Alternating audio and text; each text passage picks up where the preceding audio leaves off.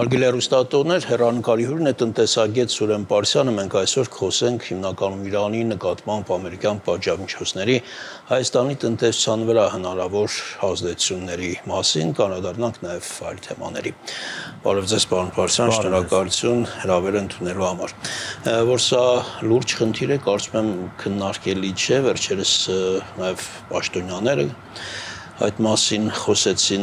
կոնկրետ վարչապետը նշեց, որ Հայաստանի Հանրապետության իշխանությանը այդ հարցը լուրջ անհանգստացնում է։ Ձեր տեսանկյունից որքանով լուրջ է այս հարցը հիմա Հայաստանի համար։ Նախ նշեմ, որ Իրանը արդեն 40 տարի է տնտեսական պատժամիջոցների տակ է եւ Հայաստանը իր անկախացման առաջին տարիներից սկսած Իրանի հետ բավականին սերտ տնտեսական հարաբերություններ ունեցել, հաշվի առնելով այն հանգամանքը, որ արևմուտքից, արևելքից մեր սահմանները փակ են եղել եւ Հայաստանը մեծ այլընտրանքներ չի ունեցել։ Եվ Հայաստանի համար Իրանի հետ առևտրային գործընկերությունը ոչ միայն տնտեսական նշանակություն ունի, այլև անվտանգային, քանի որ Իրանը մեզ համար այլընտրանքային արտաքին աշխարհի հետ կապող երկիր է հանդիսանում Վրաստանից հետո։ Եվ այս հանգամանքը հաշվի առնելով մշտապես մենք կարողացել ենք արևմտյան երկրների եւ տարբեր կառավարությունների շփվելիս բացատրել այս իրողությունները եւ այսպես որոշակի արտոնություններ ունեցել։ Նույնիսկ երբ որ կառուցվեց Իրան-Հայաստան գազատարը 2004-2006 թվականի ընթացքում, այդ ժամանակ հայկական կողմը ըստ էության ստացավ արևմտյան երկրների այսպես կանանչ լույսը այդ գազատարը կառուցելու համար եւ դրա հիմքում կայանում էր նրանում, որ Հայաստանը պետք է դիվերսիֆիկացնի իր գազամատակարարումը, նվազեցնելով անշուշտ Ռուսաստանից կախվածությունը։ Այսինքն Իրանի հետ մեր էներգետիկ հարաբերությունների հիմքում ընկած է նաեւ այն, որ մենք ուզում ենք որոշակի դիվերսիֆիկացնենք մեր էներգակիրների շուկան։ Մենք Իրանից ներկրում ենք ոչ միայն գազ, էլեկտրաէներգիայի դիմաց, այլ նաեւ ներկրում ենք հեղուկ գազ եւ ներկրում ենք նաեւ դիզելային վառելիք։ Հատկապես երբ որ օրինակ վերին Լարսի անցակետը փակվում է, մենք սկսում ենք Իրանից ներկրումները կատարել։ Հետևաբար Իրանի հետ մեր գործընկերությունը բավականին կարևոր նշանակություն ունի եւ արևմուտքը, արևմտյան այսպես սանկցիաները մշտապես շրջանցել է մեր։ Անշուշտ միշտ Հայաստանի հանդեպ ինչ-որ տարբերակված մոտեցում է, առանձնահատկությունը հաշվի առել են։ Անշուշտ։ Նշեմ, որ դա Հայաստանի միակ երկիրը չի եղել, նույն Քաթարը օրինակ կարողացել այս ընթացքում զեղչով իրանական գազը ձեռք բերել, վաճառել արտաքին աշխարհ կամ չինական ընկերություններն են ձեռք բերում եւ այլն։ Այսինքն մշտապես եղել են սանկցիաներ, բայց այդ սանկցիաները շրջանցող նաեւ պատուհաններ են եղել եւ մենք օգտվել ենք այդ պատուհաններից հաշվի առնելով իրողությունները, բայց դա չի նշանակում, որ հայկական ընկերությունները կամ հայկական կողմը այսպես անսահմանափակ օգտվել այդ արտոնություններից կամ այսպես փորձել է որոշակի սահմանները անցնել։ Անշուշտ այդպես չէ, նույն օրինակ մեր բանկային համակարգը մշտապես խիստ վերահսկողություն է իրականացրել իրանական ընկերությունների կողմից հաշիվների բացման պարագայում, Իրանի քաղաքացիների դեպքում օրինակ մեր բանկերի շատերը չեն բացում իրանական ընկերություններ հաշիվներ կամ Իրանի քաղաքացիներ հաշիվներ։ Նույն օրինակ մեկ այլ սանկցիա Բանդար Աբբասի նկատմամբ երկար ժամանակ է կա սանկցիա, մեր բանկային համակարգը փաստաթղթեր է պահանջում հաճախ ներկրողներից, արտահանողներից, որ այդ բեռը Բանդար Աբբասով չի անցնում եւ դրա հիմքով նրանք փոխանցումներ են կատարում։ Երբ որ անցնում է, դա որոշակի դժվարություններ են նույնիսկ արտահանողներին։ Այսինքն հայկական կողմը հաշվի առել միջազգային սանկցիաները եւ փորձել ավելի հիմնավորի, զգույշ լինի, կարմիր գծեր չհատի։ Միջազգային հանրությունն էլ, փաստորեն հաշվի առել Հայաստանի որոշակի այդպես առանձնահատկությունները, սահմանափակությունները նաև, դա իրավիճակը հիմա մի քիչ էլ ավելի է հասկացել։ Ես դա ուզում հարցնել հիմա այդ նույն ըմբռնումը կա, ենթադրենք կոնկրետ հենց Միացյալ Նահանգների կողմից, որ Հայաստանը հիմա այդ խաչմերուկում հայտնված Հայաստանը Ռուսաստանը լուրջ տնտեսական այսօր խնդիրներ ունի շուկայի սահմանափակում, մի կողմից Ադրբեջանն է, մյուս կողմից Թուրքիան եւ ներքևում մնացել է միայն Իրանը, հենց այդ առանձնահատուկ իրավիճակը, հա, որ ցանկացած ճանապարհ Հայաստանի համար կենսական է, իսկ այդ ճանապարհները չկան։ Միացյալ Նահանգներից այդպիսի ըմբռնում կա, որ մեզ համար որոշակի այդպես, չգիտեմ, արտոնություններ սահմանվել։ Նշեմ, որ օգոստոսի 24-25-ին ԱՄՆ-ի գանձապետարանը հայտարարեց մոտ 60 ընկերությունների եւ իրանական նավերի սանկցիաների մասին։ Այդ ընկերությունները հիմնականում գտնվում են նավթագազային ոլորտը, ավիափոխադրումների ոլորտը, նաեւ ֆինանսական փոխանցումներ, կրիպտոարժույթներ եւ այլն։ Ոչ մեկը Հայաստանի հետ կապ չունի։ Որոշակի կապ ունի։ Օրինակ նույն նավթագազային ոլորտը կարող է ունենալ, քանի որ մենք այնուամենայնիվ նավթագազային ոլորտի հետ բարտեր ենք անում։ Այո, մենք փոխանցումներ չենք կատարում իրար, ֆինանսական փոխանցումներ, որը եւս կգտնվեր բավական լուրջ սանկցիաների տակ, եւ ստացվում է մենք բարտերի միջոցով խուսափում ենք միջազգային փոխանցումներ կատարելու այդ պահանջից եւ այդ հնարավոր սանկցիաներից։ Այս հանգամանքը հաշվի առնելով կարծում եմ մեր նավթագազային կամ գազ էլեկտրաէներգիայի դիմաց այս գործարքը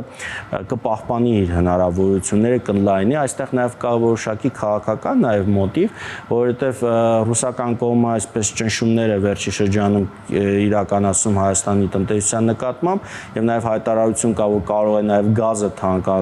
թանկանալ, այս իրավիճակում Հայաստանին զրկել նաև իրանական գազի մատակարարման հնարավորությունից կարծում եմ լավ հասկանում են ինչ բացասական հետևանքներ կարող է ունենալ Հայաստանի տնտեսության համար եւ սա պետք է բացատրել բոլորին, այդ թվում նաեւ այդ սանկցիաներ հայտարարած կամ կիրառող երկրներին, կառավարություններին։ Հայաստանը պետք է ունենա այլընտրանք եւ իրանական այլընտրանքը մեզ համար առանցքային նշանակություն ունի հատկապես հիմա, երբ որ արդեն հայտարարություն կա, որ 2027-ից կարող է նաեւ ռուսական գազը թանկանալ։ Պատկերացեք մենք կորցնենք սա եւ ռուսական գազը թանկացավ, ստացվում է մենք լրացուցիչ պետք է խմբականակներ կրենք Ռուսաստանից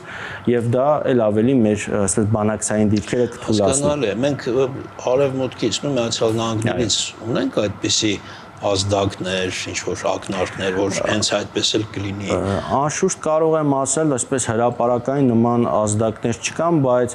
այսպես լրելային համաձայնություն կա կողմերի միջև տարիներ շարունակ այս գործարքի նկատմամբ կամ այս բանակցությունների նկատմամբ ամերիկյան կողմը միշտ կանանչ լույս է վառել, նույն կառուցման ժամանակ դրանից հետո նաև այս պայմանագիրը երկարաձգվեց մինչև 2030 թվականը, իրանական կողմի հետ։ Այստեղ կարծում եմ նաև առանցքային նշանակություն ունի նաև այն, որ տարածաշրջանային ենթակառուցվածքային ծրագրը, ինչպիսին է օրինակ TRIP-ը,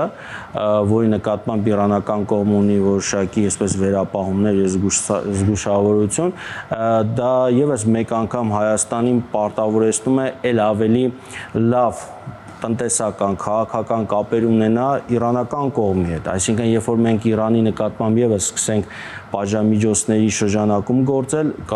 իրանական անվստահությունը մեր ենթակառուցվածքային ծրագրերի նկատմամբ ել ավելի կմեծանա, այսինքն Հայաստանը չի կարող միանալ սանկցիաների այս ընդհանուր պատերազմին, քանի որ կտուժի նաեւ ենթակառուցվածքները, տարածաշրջանային կայունությունը, խաղաղությունը, իսկ Իրանը այս առումով մեր տարածաշրջանում առանցքային նշանակություն ունի։ Եվ մենք չենք դա պետք է բացատրենք բոլոր կողմերին, քաղաքական մակարդակով, տնտեսական մակարդակով, հաշվի առնելով նաև այն հանգամանքը, որ արևմուտքից, արևելքից մեր սահմանները փակ են, չնայած դարձյալ տարբեր հավաստիացումներին, հայտարարություններին, մենք այլընտրանքային ճանապարհներ չունենք։ Եվ նշեմ նաև, որ մեզ համար նաև կարող էր որոշակի խնդիր ստեղծել բանկային փոխանցումների մասը, բայց մենք իրանական այսպես գործարքները մոտ տարեկան մոտ 760 միլիոն դոլարի առևտուր ենք անում, այդ առևտրի մի մասը բարտերն է, մի մասը իրականացնում ենք չենջերի միջոցով, օրինակ Հայաստանում կան տարբեր կազմակերպություններ, այստեղ փողը տալիս են, այնտեղ Իրանից փողը փոխանցում են։ Այսինքն այս սխեմաների պայմանները մենք հնարավորություն ունենք դեռևս սանկցիաների տակ չգտնվել։ Ձեր նշած այդ 760 միլիոն դրամի առևտուրը Հայաստանի դոլարի, ներողություն, իհարկե ընդհանուր առևտրաշրջանառության 3.6%-ն է կազմում, ես ինչքան գիտեմ, մասնավորապես հենց 2025 թվականին այդպիսի ցուցանիշ է եղել, բայց մյուս կողմից մենք մեր առևտրաշրջանառության 20%-ը իրականացնում ենք Իրանի միջոցով, այսինքն Իրանը որպես տարանցիկ երկիր, Հայաստանի համար սա բավական թվեր են, բայց մյուս կողմից հասկանալի է, որ Հայաստանը Իրանի համար որպես ապրանքաշրջանառության մասով եթե համեմատենք, ինչ-որ չնչին տոկոսներ կլինի, չէ՞, այսինքն մենք Իրանի համար շատ ավելի փոքր նշանակություն ունենք կանակալ, կարող ենք այդպիսի ընդդում անել եւ գուցե հենց այստեղ նաեւ լինի բանալին, այսինքն եթե խզվում է կապը Հայաստան-Իրանի միջև, այդտեղ Հայաստանն է դժելու է ոչ թե Իրանը, մի փոքր երակետ է կտրվեց Իրանից Հայաստանի բարագամ, այսպիսով այդ սանկցիաները, չգիտեմ, կոնկրետ Հայաստանի մասով Իրանին ոչ օգուտ կտան, ոչ վնաս կտան։ Իմ խոսքի սկզբում ես նշեցի, որ Իրանի հետ մեր հարաբերությունը ոչ միայն տնտեսական, այլ անվտանգային բնույթ ունեն։ Նույն Իրանի համար Հայաստանի հետ առևտուրը այո բավականին փոքր է, բայց Իրանի համար դեպի հյուսիս անվտանգ նաև կայուն ճանապարհն է Հայաստանը եւ պատահական չէ որ նրանք նաև ներգրաված են հյուսիս-հարավ ճանապարհի կառուցմանը ներկայումս Վարդանիձոր ագարակի 32 կիլոմետրը կառուցվում իրանական ընկերություններ սա եւս հայկական կողմից ազդակ է Իրանին որ մենք կարևորում ենք այդ հյուսիս-հարավ բեռնափոխադրումները զուգահեռ զարգացնելով արևելք արևմուտք թրիփի հնարավորությունը եթե դա ստեղծվի այսինքն մենք չենք բացառում եւ քաղաքականություն չենք վարում, ես սա հայկական կողմին տալիս է որոշակի ճկունություն եւ Իրանը այդ հյուսիս-հարավի հանգամանքը եւ միջանցքի կարեւորությունը շատ լավ է հասկանում եւ պատահական չէ նույն իրենց հոգեվոր առաջնորդը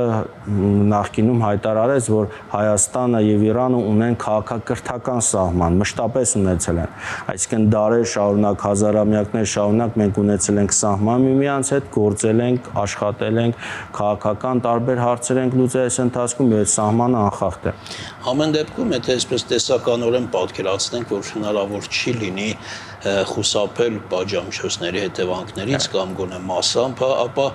առաջերտին որ ուղղությունները, որ ոլորտները Հայաստանում կարող են դուժել։ Ըստ իս կարող է դուժել օրինակ ավիացիայի ոլորտը, որովհետև եթե խստացվի ավիացիայի նկատմամբ սանկցիաները եւ ավիափոխադրումները դեպի Իրան, ապա հայաստանյան ավիաընկերությունները, որոնք իրականացնում են չվերթներ դեպի Իրան, կարող են որոշակի խնդիրներ ունենալ, եթե համապատասխան բանակցություններ չտարվեն այս ընթացքում։ Սա մեկ կարևոր ուղղություն։ Երկրորդ ուղղությունը կարող է լինել նաև որոշակի ենթակառուցվածքային ծրագրերի իրականացումը։ Մենք ներկայումս փորձում ենք երրորդ էլեկտրահաղորդման գծի շինարարությունը ավարտենք Իրանի հետ, որը դեռևս 10 տարի առաջ պետք է այդ աշխատանքները ավարտենք, եւ դա եւս կարող է որոշակի այսպես գտնվի ուշադրության կենտրոնում։ Ես ասում եմ այն ռիսկերը, որոնք ես տեսնում եմ, որոնց ուղղությամբ հնարավոր է աշխատել եւ նվազեցնել։ Մյուս ուղղությունը նաեւ որոշակի այսպես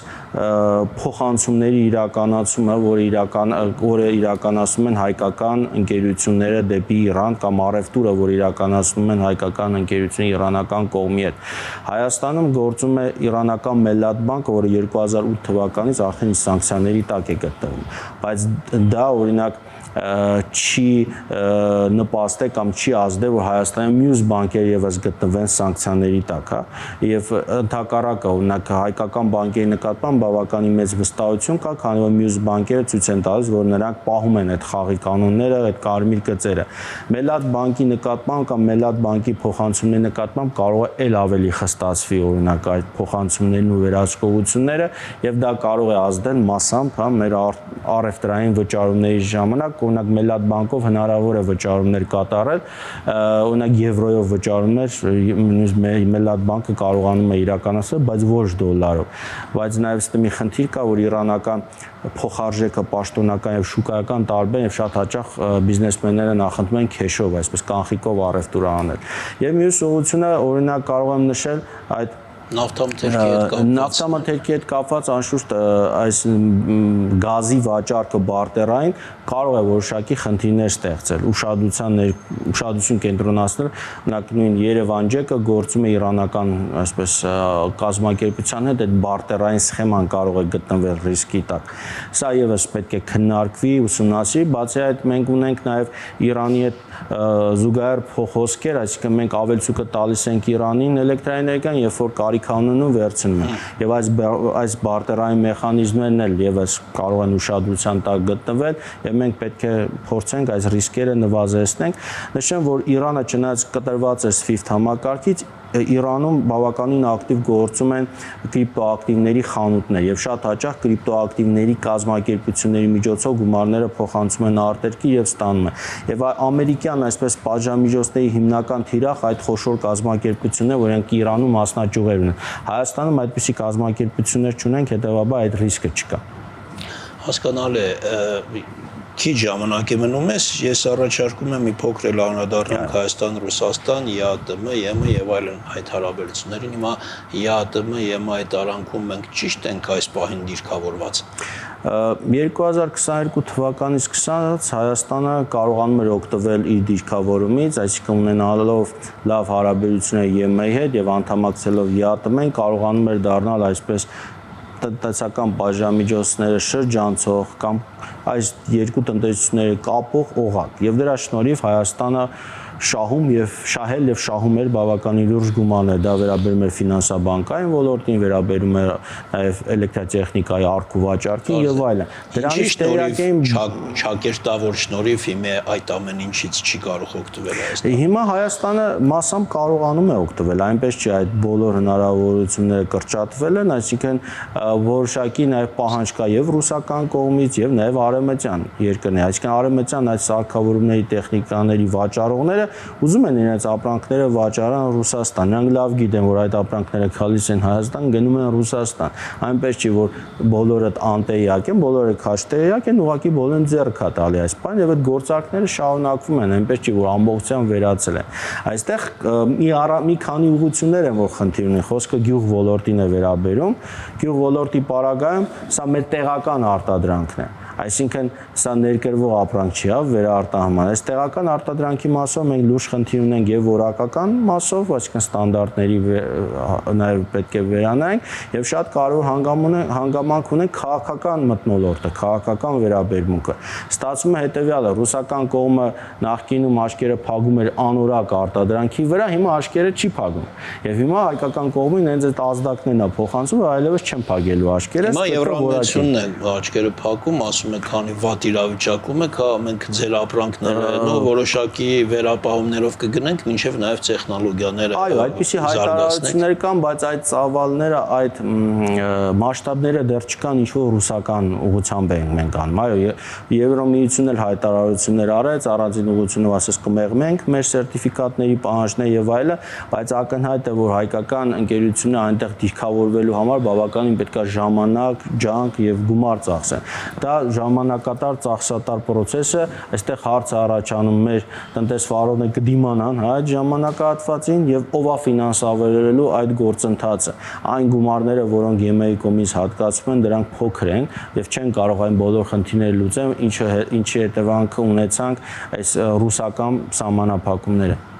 Շնորհակալություն հետաքրքիր զրույցի համար, այսքան արգել է հեռուստատոներ, մեր հյուրն էր տնտեսագետ Սուրեն Պարսյանը։